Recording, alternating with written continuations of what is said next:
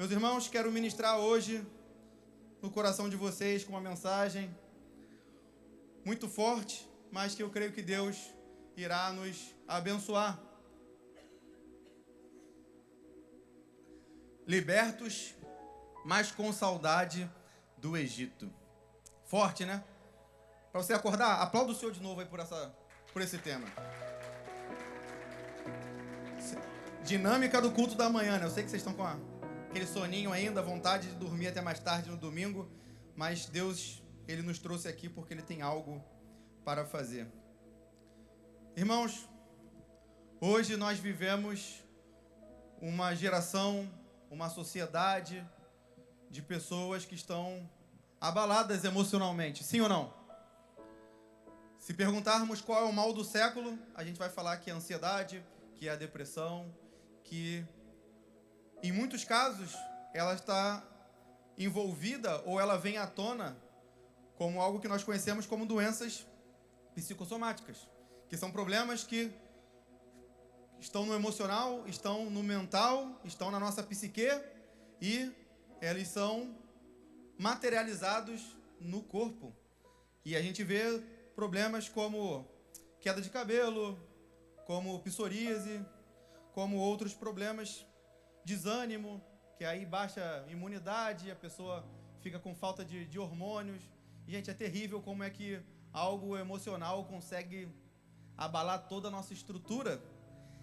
Abala o físico, abala a mente, abala as emoções. E deixa eu te dizer algo se nunca te disseram. Abala também o teu espírito. Porque como vamos ter vontade de buscar a presença do Senhor se todo o resto está abalado? Então, hoje eu quero que a gente tenha esse entendimento. Projeta para mim, por favor, aqui Números 11. Nós vamos ler do versículo 4 ao 6. Eu falei aqui certa vez sobre expectativas erradas, sobre o que Deus não falou, geram em nós frieza espiritual, porque nós ficamos frustrados quando aquilo que Deus não disse não acontece. Quem estava aqui no dia que eu preguei sobre isso? Nós falamos sobre pessoas que estão frustradas quando elas acrescentam algo ao que Deus disse. Eu dei até o meu exemplo particular, que Deus me deu uma casa, eu falei, uns 2 meses eu estou lá, e agora em julho faz 1 ano, e por causa do pensamento que eu criei a respeito do que Deus falou, eu estava ficando frustrado. Graças a Deus identifiquei isso rápido, me repreendi em nome de Jesus e segui caminhando. Mas às vezes a gente faz isso e nos deixa desanimado. Em outros momentos é a murmuração que vai tomar conta da gente. E é justamente o que acontece com o povo no Egito. Eles estavam livres por fora, mas cativos por dentro. Diz assim a palavra do Senhor. Um bando de desocupados, essa versão é muito boa, gente. A outra versão vai falar que estrangeiros, mas eu gosto dessa aí. Um bando de desocupados que havia no meio deles encheu-se de gula por outro tipo de comida. Também os israelitas voltaram a chorar e disseram: se tivéssemos carne para comer. Nós nos lembramos dos peixes que comíamos de graça no Egito, também dos pepinos, das cias, dos alhos porós, das cebolas e dos alhos. Agora, porém, a nossa garganta está seca. Outras versões vão dizer, a nossa alma está seca. Nunca vemos nada a não ser este maná. Amém. Essa foi a fala do povo de Deus, influenciado por desocupados. Já deixa eu liberar algo para você nessa manhã. Não dê ouvido a desocupados. Pessoas que estão desocupadas, elas estão procurando defeito naquilo que os ocupados estão fazendo. Pessoas desocupadas são os fiscais de obra pronta, conhece esses? Você fez isso, mas podia ter feito assim. Você fez não sei o quê, mas de tal cor era melhor. Se você tivesse falado o tema da mensagem de outro jeito era melhor. Se o tom fosse outro, se o tecladista fizesse outra... Aí você olha para a pessoa e fala, e você fez o quê, meu irmão? Tá vendo? Não posso nem opinar. Conhece gente assim? Não levanta a mão, não. Eu sei que você conhece. Eu conheço um monte. Fiscais de obra pronta, desocupados. Essa versão é muito boa, desocupados. Irmãos, essas pessoas frustram a gente, nos deixam desanimados, nos deixam, por vezes, acreditando que o que ela disse é a verdade. E conseguem juntar um grupo de desocupados Aí vira um ministério, se for dentro da igreja, sabe? Um ministério dos desocupados, e eles começam a influenciar todos os outros. E quando você vai ver, nós estamos envolvidos no pecado deles. E na hora de Deus cobrar, irmãos, Ele não começa cobrando de quem começou o pecado. Ele começa cobrando de quem tem mais responsabilidade. Vocês entenderam isso? Deus não começa cobrando de quem começou o problema. Ele começa cobrando de quem tem mais responsabilidade. Se você for olhar a história da queda, ele de fato começa sentenciando a serpente. Mas de quem é o maior castigo? De quem é a maior cobrança? É em Adão. Você, serpente, vai rastejar. Você, mulher, serão intensificadas as dores que você já tinha. Porque ele fala que é intensificado. Se multiplicar 0, é 0. Então já tinha alguma dor. É multiplicada as dores de parto. Você, homem. Por causa de você, maldita é a terra. Deus constrange Adão porque o pecado de Adão, a consequência não é no Adão. É em toda a criação. Tudo foi contaminado por minha culpa. Imagina esse sentimento.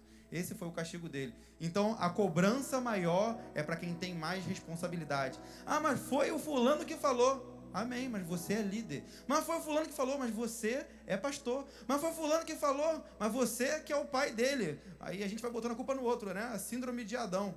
Foi a mulher que tu me deste. Adão não botou, ele não se contentou em botar a culpa só em Eva. É a mulher que tu me deste. Ele dividiu a culpa entre a mulher e Deus. Terrível, Adão.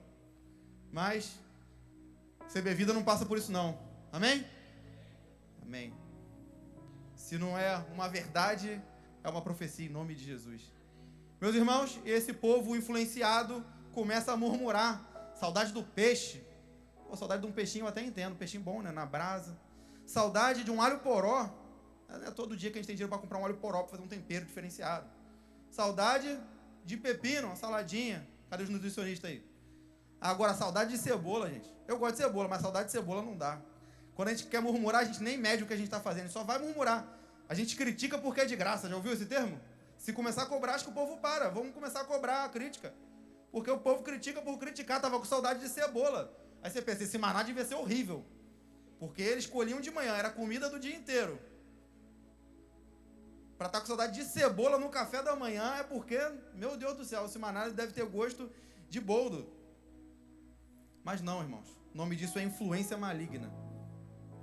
Vou repetir a fala do pastor Bruno, que ele sempre bate aqui. Quem tem acesso aos teus ouvidos, tem acesso ao teu coração. Eles primeiro, irmãos, são provados pela privação. Eles são provados no deserto. São provados na confiança, no relacionamento. Deus, Ele dá a provisão, mas Ele dá a provisão não é de qualquer jeito. Vai cair uma porção e vocês vão colher para aquele dia. Mas e amanhã? O medo da falta do amanhã? Eu já sofri muitas vezes com medo de amanhã faltar. Eu não sei se você já passou por isso, mas é terrível. A gente fica escravo desse medo e a gente não vive o hoje porque a nossa mente está no amanhã.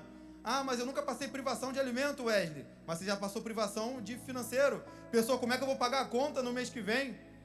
E às vezes você pensa, foi Deus que me deu a direção para ir por aqui. Eu fiz e agora não tem a provisão para pagar a conta. Mas quando é que vence esse teu boleto? Hoje? Não, daqui a 5 dias. Calma, ainda faltam 5 dias. Deus te deu graça para viver o hoje. O amanhã tem uma graça para amanhã. O problema é que a gente tem uma graça para viver o hoje, a gente acumula o de amanhã, o depois de amanhã, traz tudo para hoje. Aí a gente descobre que não tem graça para isso tudo. Aí a gente bota a culpa em Deus. Confia no Senhor, meu irmão, vai ter maná para amanhã.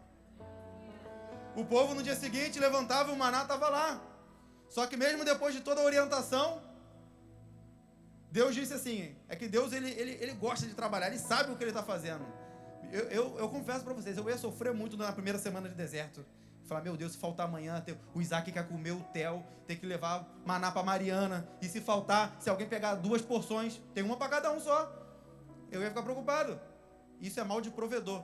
Aqui, ó, os homens dessa casa sabem exatamente o que eu estou falando. É colocar a cabeça no travesseiro e não conseguir dormir. É colocar a cabeça no travesseiro pensando que amanhã você tem que bater meta.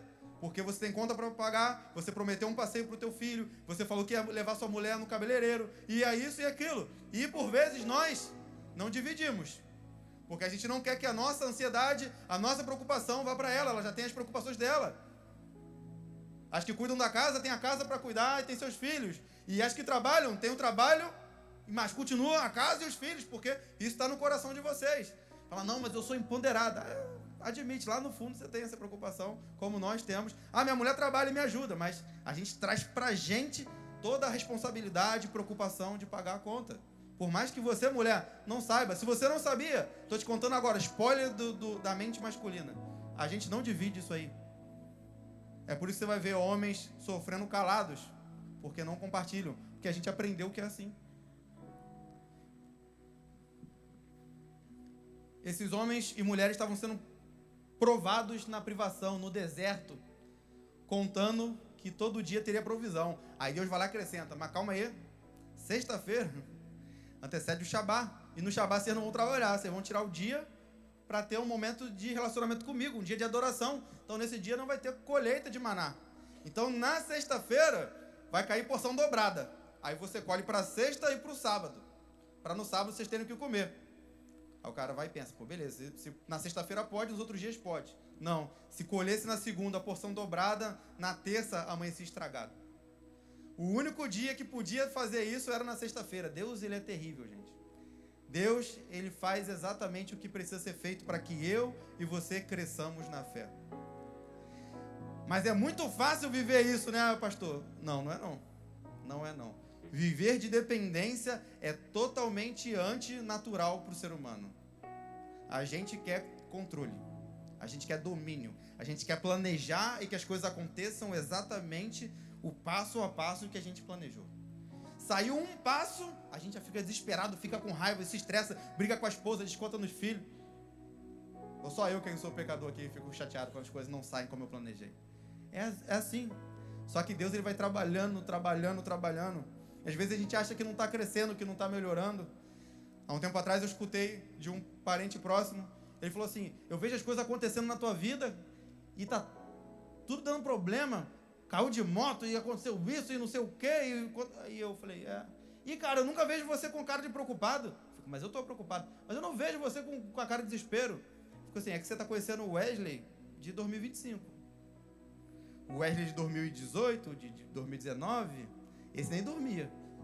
Só que eu já vi muita coisa. Eu já vi Deus responder várias vezes. Então hoje a expectativa do Wesley é como Deus fará dessa vez.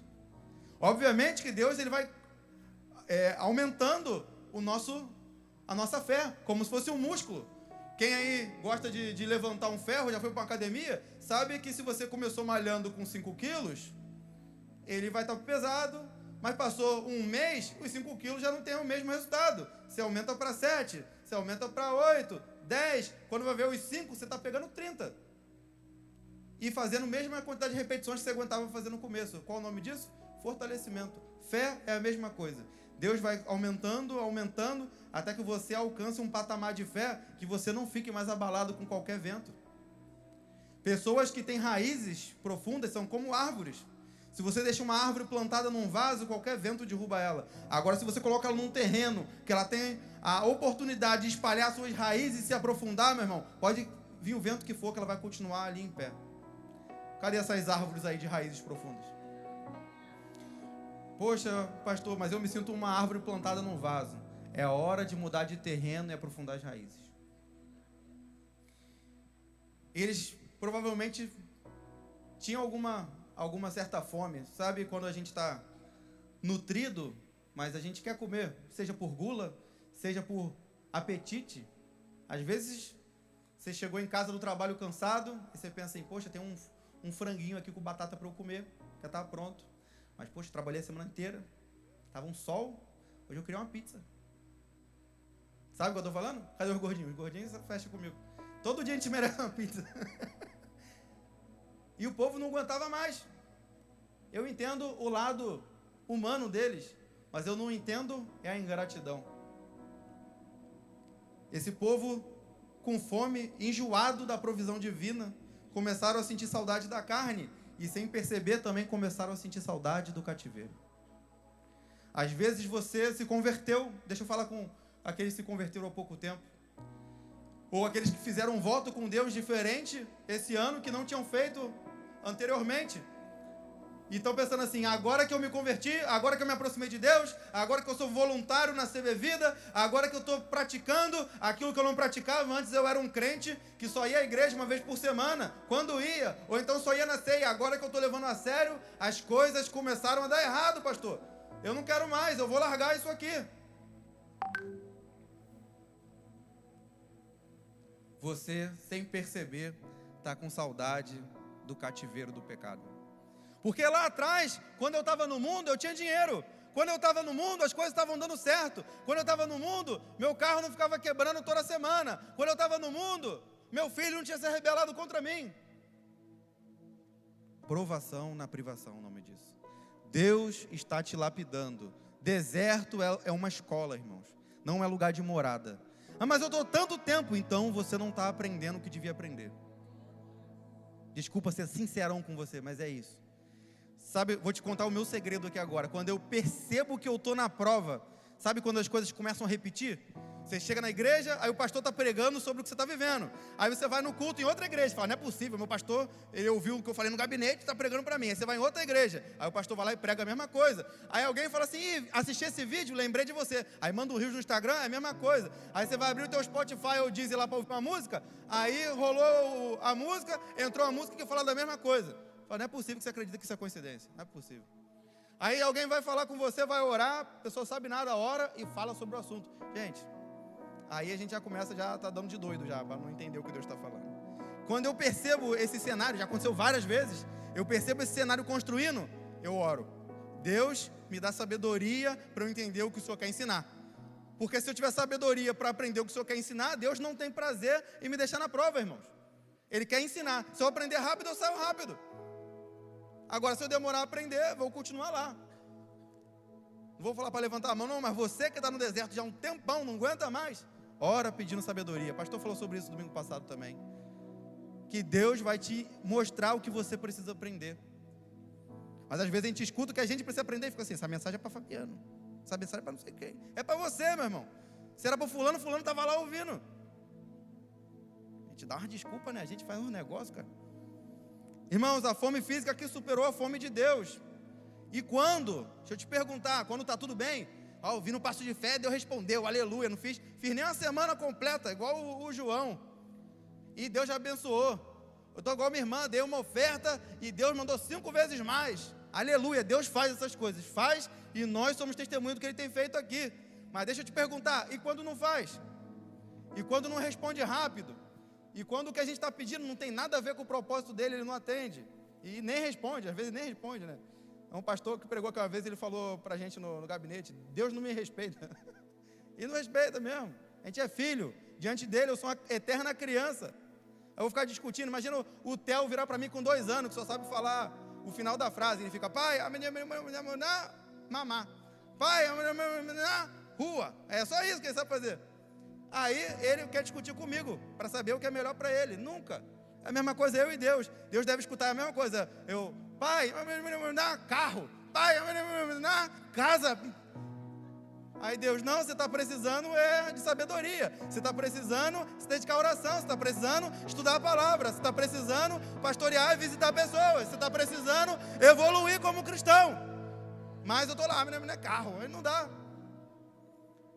E quando a gente se acostuma também com a intervenção dele, gente, e a gente começa a tratar como qualquer coisa aquilo que ele já deu, que tempo atrás era motivo da gente estar com o joelho dobrado. Nem só de pão viverá o homem, mas de toda a palavra que sai da boca de Deus, ou toda a palavra que está na tua Bíblia. Vai ler a Bíblia, varoa. O que você deseja em momentos de privação revela a quem você serve, a Deus ou a sua própria vontade. Tem que fazer uns momentos de brincadeira para vocês não ficarem chateados. Mas deixa eu te falar uma coisa também. Deus pode estar te privando de algo hoje, só para te ensinar que Ele é tudo que você realmente precisa. Fazer igual Paulo. Por 3 vezes orou pedindo para Deus tirar o espinho da carne. Qual foi a resposta de Deus para Paulo? E era Paulo, tá? Não era nem eu, para Deus responder daquele jeito, era Paulo. Aí ele falou assim, minha graça te basta. E a gente está preparado para servir um Deus que olha para a gente e fala, minha graça te basta. Isso é um não de forma educada. Minha graça te basta. Às vezes, como uma criança mimada, como eu disse aqui, o Theo, toda criança pequenininha é mimada, de uma certa forma, a gente confunde o que o pai está fazendo. E a gente confunde limite com abandono. Quando a gente fala não para a criança, o que a criança faz? Sai chorando, faz pirraça, se joga no chão. Por quê? Porque quer jantar pirulito. Às vezes a gente faz a mesma coisa. Deus está falando não, porque se a gente for para aquele caminho, é morte. Você que tem filho pequeno, se você deixar teu filho comer tudo que ele quer, com 5 anos no máximo, ele está indo de arrasta. E se for isso tudo, que meu filho só quer comer doce. Tô aqui comida, arroz, feijão. O Theo, gente, você fala assim, Theo, você quer feijão? Não. Você quer arroz? Arroz ele gosta. Sim. Você quer carne? Não. Você quer não sei o que? Não. Você quer salada? Não. É só arroz. É o que ele gostou de comer. Se eu der só arroz para ele, aí ele não come proteína, ele não come os outros nutrientes que estão numa salada, num legume. Então, o que a gente acha que é manipulação é cuidado, é zelo, é amor. Ah, mas eu queria tanto tal coisa, mas vai te encaminhar para a morte, você não sabe disso, o pai sabe. E isso, irmãos, essa frustração, esse não, aí a gente faz pirraça, se joga no chão, igual a criança, e fala assim, eu quero voltar para o momento que eu era feliz, que eu tinha as coisas que eu tinha, que eu tinha as coisas que eu queria. Saudade de quando eu tinha dinheiro. O exemplo que eu dei aqui, quando eu cheguei na igreja as coisas ficaram difíceis. Deus está te provando. Aí você, no meio da provação, em vez de mostrar para Deus que você quer servi-lo, você mostra que você queria era as bênçãos. Você não está atrás da presença. Fala, meu Deus, pastor, que palavra dura. Não, eu estou te trazendo uma realidade, eu já fiz isso. E você, se tiver um pinguinho aí de coerência com você mesmo, não precisa contar para mim não, nem para o irmão que está do teu lado. Conta para você mesmo, fala, você já fez isso, seu pecador. A gente já fez. A gente começa a correr atrás do Deus da bênção, mas não da presença dele. E a gente deseja voltar lá atrás, ficar com saudade até de cebola. Quando nos frustramos com o pai que diz não, desejamos voltar aos momentos que sentíamos satisfeitos, felizes, plenos. Saudade de uma paz falsa, da ausência de responsabilidade, dos prazeres de antes. Pastor Marquinhos, quando pregou aqui, falou, quando eu tinha 7 dias de consagrado pastor, eu já tinha 7 motivos para desistir. A nossa carne, ela quer fugir da responsabilidade, gente. Eu conheço pouquíssimos pastores que dizem assim, não, eu nasci e desde criança eu queria ser pastor. Pouquíssimos. Normalmente esse é filho de um pastor e um pastor muito maduro, que deu muitos bons exemplos. Mas o normal é quando Deus chama alguém no meio da caminhada, igual fez comigo, não, a gente não quer. Eu tentei fugir de tudo quando foi jeito. E a maioria dos pastores que eu conheço, que me formaram, era a mesma história. Porque é o medo, o temor, a responsabilidade é muito grande. A cobrança, a expectativa. As pessoas esperam que um líder seja quase perfeito. E a realidade, qual de vocês quer ser cobrado dessa forma? Ninguém.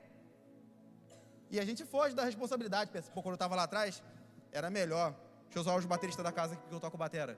Assim, era melhor ter ficado não sei aonde, só tocando bateria. Era mais fácil minha vida.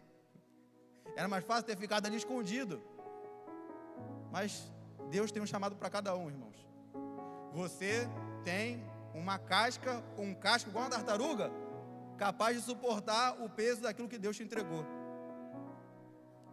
Agora pense você ter a capacidade de suportar um ministério gigantesco, mas você preferiu se esconder no banco aí. E domingo sim, domingo não, você está me ouvindo pregar, quando na verdade eu devia estar aqui sentado ouvindo você pregando. Eu estou aqui te dando aula segunda-feira, quando na verdade eu tinha que estar sentado aqui te ouvindo, aprendendo com você. Tem gente que está aqui louvando, que gostaria de estar sentado e também ouvindo você louvar. E tantos outros ministérios. Às vezes significa, irmãos, desejar voltar ao ambiente do pecado também. Porque lá atrás minha vida era boa. Agora minha esposa me proíbe de fazer tudo. Depois que eu casei, entrei para a igreja, posso mais fazer nada. Aí você sente saudade do carnaval, sente saudade de um monte de coisa errada que não era para sentir. Aí te aconselho a falar assim nesse momento: miserável homem que sou. Se você, mulher, já pensou isso, também te desafio a falar: miserável mulher que sou. Mas isso é o diabo, gente, aproveitando de momentos de frustração para querer colocar uma seta no nosso coração. Mas nós repreendemos ele em nome de Jesus. Amém? Ele não vai ter espaço no coração desses que estão aqui nessa manhã ouvindo e aqueles que estão em casa também ouvindo essa mensagem. Estevão afirmou em Atos 7,39 dos pais não quiseram obedecer a Moisés, mas o rejeitaram e no seu coração voltaram para o Egito. Às vezes a gente não vai, mas a gente fica aqui querendo voltar. Às vezes falta coragem para voltar. Graças a Deus por falta da coragem. Fica aqui ouvindo a palavra que uma hora você é transformado. Mas no coração aquele povo voltou para o Egito, gente. Não deseje o lugar de onde Deus te tirou. Todas as vezes que rejeitamos a palavra de Deus, damos um passo em direção ao Egito. E deixa eu te explicar, o Egito, ele é uma simbologia. Todo aquele episódio de sair do Egito, as pragas, Moisés como libertador de Israel, Faraó, o perseguidor, isso é uma tipologia do Antigo Testamento para apontar o povo de Deus, a escravidão do pecado. Moisés, ele representa o próprio Cristo como libertador. E adivinha quem é o Faraó? É o diabo. Então Jesus libertou você da escravidão do pecado. Ele foi o Moisés que tirou você do Egito. O Egito era o ambiente que você vivia de opressão. A escravidão para fazer tijolos era o pecado que você estava vivendo. E toda vez que Jesus tenta te tirar desse lamaçal de pecado, o Faraó, que é o diabo, ele olha e fala assim: vamos aumentar a carga de trabalho. Aí você pensa assim: nossa, estou prosperando muito, fui promovido, agora eu trabalho de 7 da manhã às 9 da noite, não tem mais tempo para a família, não tem mais tempo para a igreja, não tem mais tempo para Deus, não consegue fazer um devocional. Deixa eu te dizer uma coisa, meu amigo: quem te promoveu não foi o Senhor. Quem aumentou a carga de trabalho para você continuar fazendo mais tijolos não foi o Senhor. Deus não tem interesse nenhum em prosperar a tua vida financeira, te afastando da tua família e da tua igreja. Não sinta saudade do Egito,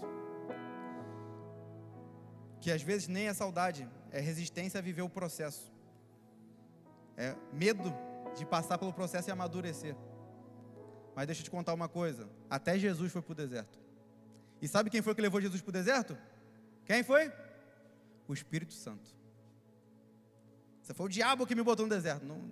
Não foi. Um dependente químico, quando ele está em tratamento, ele sente saudade da droga. Não sei se vocês conhecem alguém aqui, já teve a oportunidade de trabalhar, evangelizar, ou ir numa casa de reabilitação. Os primeiros dias são os piores, a abstinência é muito forte. Chegam a ter reações físicas de tremedeira, não consegue dormir, não consegue fazer nada. Mas isso não significa que a droga era boa. A saudade não é porque a droga era boa, mas porque o corpo ainda não entendeu que estava sendo envenenado. O lugar de onde Deus te tirou estava te matando, era veneno. A carne chora pelo que a alma precisa esquecer, o que a mente precisa esquecer. Deus não te levou ao deserto para te matar de sede, mas para te mostrar que da rocha ainda sai água. Mas nós precisamos perder o desejo. O versículo 6 vai falar que eles ficaram com a alma seca, em uma versão vai dizer sem apetite, em outra versão vai dizer sem forças, perderam as forças, definhando. Isso quer dizer que eles ficaram abatidos fisicamente por algo que eles estavam na mente e no coração. A busca por prazer físico secou o desejo espiritual deles. Abandonaram a fome de Deus pela fome física, pela vontade de comer algo diferente do que Deus estava provendo. Deus queria ensinar dependência para eles, mas eles preferiram a escravidão, porque lá tinha cebola. Quem perde o apetite por Deus está alimentando a alma com outra coisa. Se você não tem sentido vontade de buscar ao Senhor, se você não tem sentido vontade de orar, de ler a Bíblia, pode ter certeza, e eu falo aqui como pregador e como quem já viveu, você está alimentando a carne em outro momento. Não, mas eu não estou praticando pecado, eu sou um homem fiel, eu sou fiel à minha esposa, você mulher é fiel ao seu marido, cuida bem da sua casa. Mas está alimentando a carne com novelas que falam de traição, com séries que falam de prostituição, de crime, de todas essas coisas. O que você acha que você está alimentando assistindo tudo isso sem contato nenhum com a Bíblia? Quando alguém está doente, o paladar muda.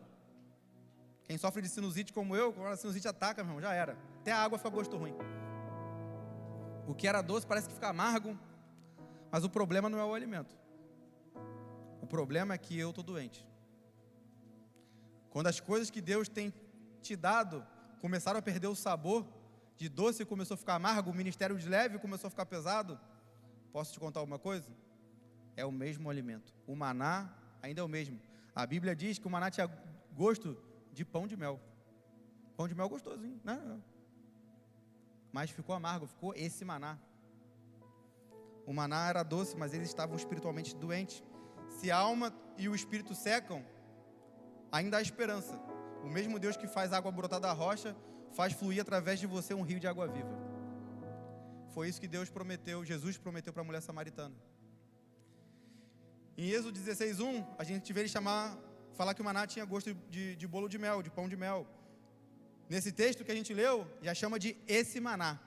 Percebe que já tem uma queda? Em Números 21:5, se você continuar lendo, vamos falar que estamos enjoados dessa comida ruim. Olha isso, de pão de mel virou esse maná e depois já caiu para comida ruim. Por capricho desprezamos bênçãos recebidas por Deus, bênçãos que em outro momento estávamos pedindo. Aquilo que um dia consideramos milagre, hoje desprezamos. 2 Pedro 1,9 diz: aquele que se esqueceu da purificação dos seus antigos pecados é cego. Irmãos, tenham em mente de onde Deus tirou você. Essa é a fórmula para gratidão. Agora, se você esquece, é a fórmula para ingratidão. E deixa eu perguntar, cadê o teu milagre? Quem aqui já recebeu um milagre do Senhor? Você que não levantou a mão, deixa eu te contar. Você foi salvo? Sim, milagre. Você tem ar para respirar nos pulmões? Milagre. A pandemia passou por aí para mostrar. Se você perdeu um ente querido, me perdoe por essa fala, mas você está aqui hoje, Deus tem um propósito na tua vida. Cadê a casa que antes você estava orando e hoje você tem? Cadê o filho? Você que casou e demorou a ter um filho, orou tanto tempo, e o filho chegou e hoje você está reclamando que ele quebrou alguma coisa, que ele fez bagunça no quintal, que ele derrubou a água do cachorro, igual o meu vive fazendo, que ele foi lá e quebrou um prato. E a gente começa a tratar o milagre como qualquer coisa. O concurso que você queria passar, passou, e hoje é um trabalho normal. Você chega no domingo à noite e já começa a murmurar: amanhã tem que acordar cedo, amanhã tem que pegar ônibus lotado. Queria uma promoção, a promoção trouxe responsabilidade, agora você reclama da cobrança. Queria um casamento, orou tanto pelo casamento, fez até dívida por esse casamento, e agora reclama: a mulher é isso, a mulher é aquilo, o marido isso, o marido é aquilo. Para com isso.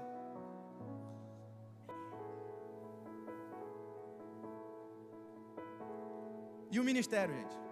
Falo de ministério ou não falo? Pediu tanto, orou tanto, jejuou tanto, pediu tanto dom, pediu para Deus fazer, Deus fez, e agora está reclamando. Está pesado, está isso, está aquilo. O pastor não deu um tapinha na minha costas e falou: parabéns. Fulano não quer fazer nada. É igual aquele vídeo do pastor, né? Como é que está a mente do pastor? Tem que pagar a conta de água, e o fulano não sei quem não está indo para a igreja. E a gente entra nesse ciclo e fica só reclamando. O que você está vivendo hoje é resultado daquilo que você orou. Não murmure, agradeça.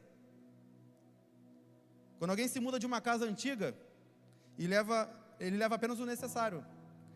Mas tem gente que mesmo indo para um lugar novo, ele leva coisa velha, quebrada, sabe? Aquele apego às coisas materiais. Aí não, isso aqui é quebrado, mas foi fulano que me deu. Aí tu vai entulhando uma casa com um monte de objeto inútil. O Egito é esse lixo emocional que Deus mandou você deixar lá atrás, mas você quer levar para casa nova.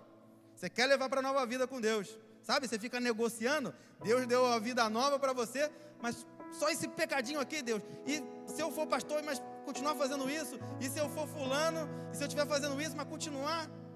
Para com isso. Deus te salvou de tudo, te salvou do inferno, da condenação, e a gente quer ficar negociando uns negocinhos, cara. O Egito é muito mais do que um lugar geográfico, é um sistema, é uma mentalidade, é uma prisão na alma. O povo de Israel foi tirado do Egito com mão forte, irmãos, com sinais visíveis, com milagres escancarados.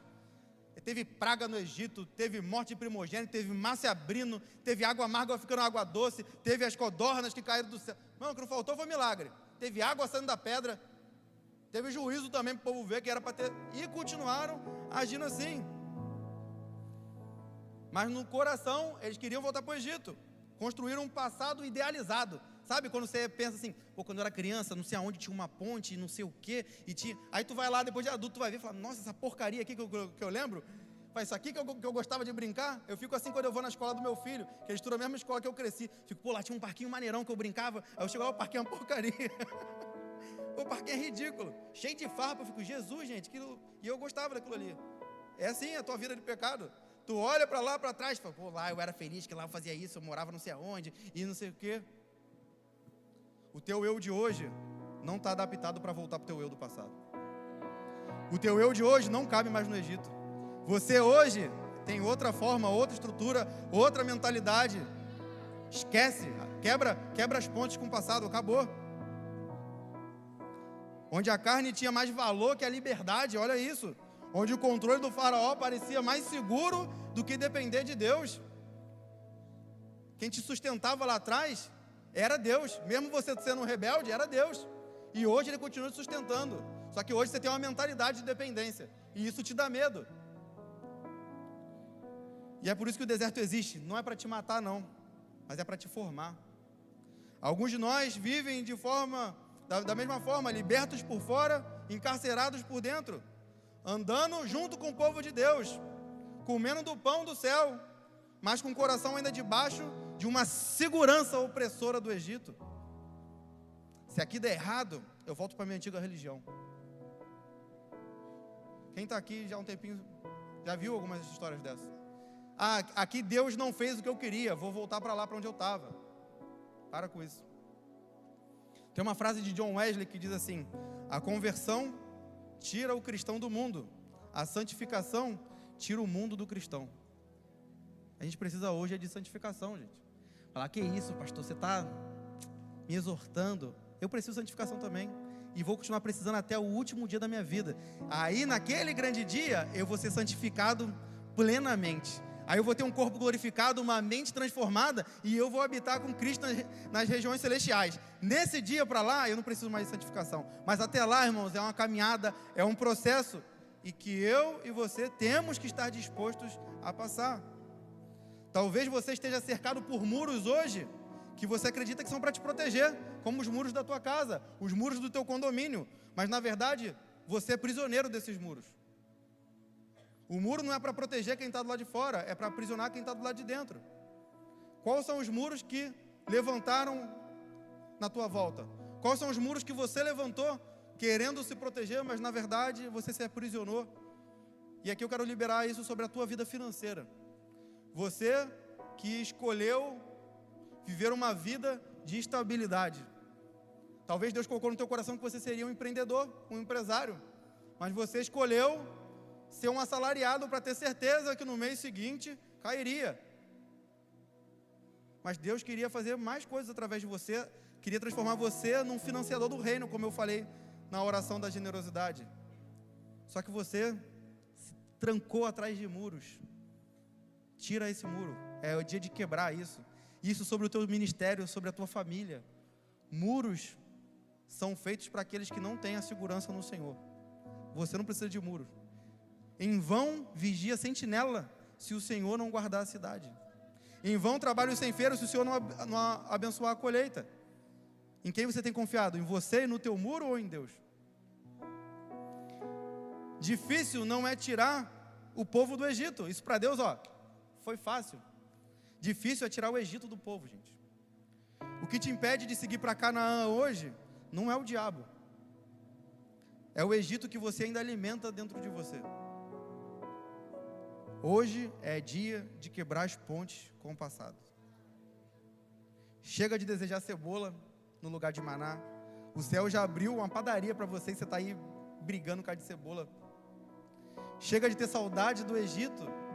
Deus já fez muito mais do que o que você viveu, e se você continuar, Ele ainda fará muito mais.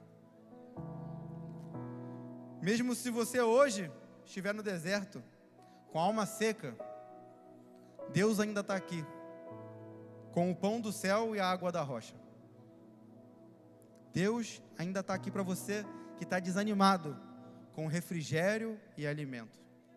Para você que está triste, Deus ainda está aqui, te protegendo e te trazendo para perto. Deus, Ele não vai abrir mão de você. Não foi Deus que abandonou Adão quando ele pecou. O texto diz que Deus foi até ele. E Deus já sabia, irmãos. Quem é que se esconde? Adão. Quem tem fugido da presença do Senhor quando erra? É você, sou eu. Deus ainda quer você por perto. Ele quer mudança.